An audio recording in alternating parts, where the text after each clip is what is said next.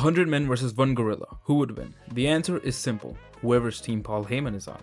So unless you've been living under a rock, which is highly unlikely because nowadays they don't show up much, especially the bald, fraudulent kind, Paul Heyman betrayed his best friend, Chicago-made punker, and his ultimate needle mover, the tribal chief without a tribe, and quite recently without a wise man, Roman Reigns, and aligned himself with the visionary, the revolutionary, the spotlight junkie messiah, Seth freaking Rollins, and formed a re-evolution. Yes, I'm calling it that.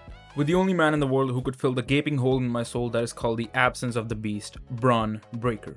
The stable seems promising as hell. It has shades of evolution meets the straight edge society to me, and it's looking like the long-term story that's gonna march forward the main event scene of WWE for the next 3 years.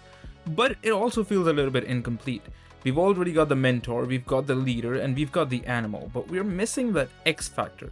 Something with poise and elegance, something that can elevate the stable's creative storytelling by tenfold, someone who's bursting with potential and can burst onto the main event scene with just the right amount of booking.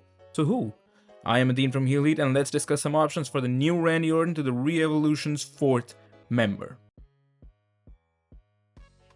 Now, hear me out. If there's one man in WWE who's had the future megastar tattooed on his forehead since day one, it's Montes freaking Ford. The guy's got it all. Charisma, athleticism, mic work, marketability, and most importantly fashion levels that would make Seth Rollins whine even more. But let's be honest, WWE's been playing games with this man's potential. They've had him lost in the street profit shuffles doing "We Want the Smoke" promos like it's still 2019. The smoke's run out, and it's time to give this man the fire. And what better way to finally light the fuse than by placing him under the wing of Paul Heyman next to Seth Rollins and against the likes of Roman Reigns? Montez in Re-Evolution isn't just logical, it's poetic. You put this man in tailored suits, let Heyman handle the politics, and let Seth Rollins bring out the flamboyance, and suddenly Montes Ford becomes what he always was meant to be, a main event level heel with flash, finesse, and ferocity. You want your next Randy Orton? You want the guy who slithers in under the radar and becomes the new breakout star of the faction?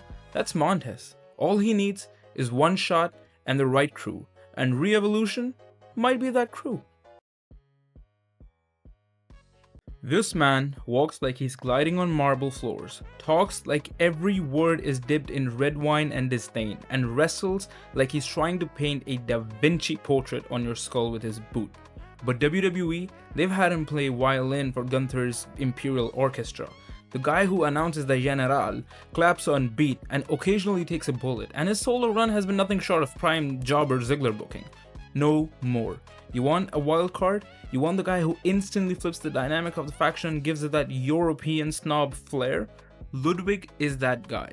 He's got the aesthetics of Orton, the ring IQ of Cesaro, and the promo cadence of a Bond villain that doesn't fucking lose.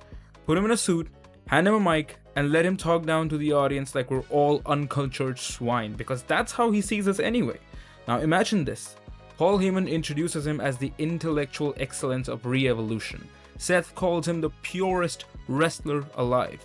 Bron wants to punch him every time he talks. That tension, that contrast, that's money. Not to mention the eventual feud between Gunther and Rollins with Ludwig on Seth's side. I'd sell my soul to see a glimpse of that. Kaiser would bring in sophistication, a new visual style, and an elite ring presence that balances the unhinged charisma of Seth and the primal rage of Bron. He's the chess piece you never knew you needed, until he starts kicking in faces and quoting Nisha mid-promo.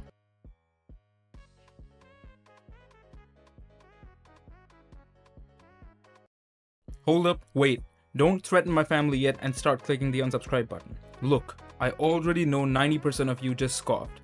Logan Paul doesn't need it. Just hear me out.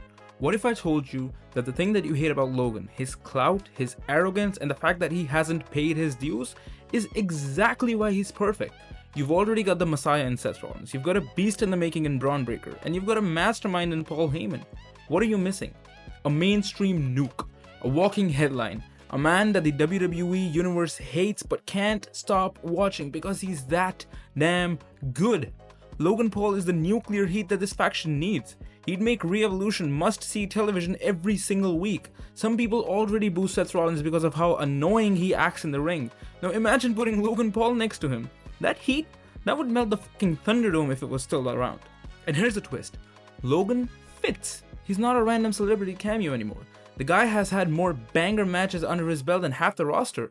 Ricochet, Rey Mysterio, Roman Reigns, LA Knight, Kevin Owens, Logan Paul just doesn't miss. And when he walks into the ring with a mic, he owns the crowd. In ring, he's damn near flawless. On the mic, he can sell a fight better than your favorite indie darling ever could. Now picture this. Logan Paul in a suit, holding a golden prime bottle like it's the Holy Grail, and Seth Rollins screaming, This is the future of sports entertainment. The fans will hate it. Bron will hate it, and it will lead into a great feud down the line. The locker room might hate it too, and that's exactly what makes it magic. Every dominant faction needs a guy that just doesn't belong. The wild card, the media magnet, the guy you want to see get slapped every single week. That was Orton in Evolution, and this could be Logan Paul in Re-Evolution.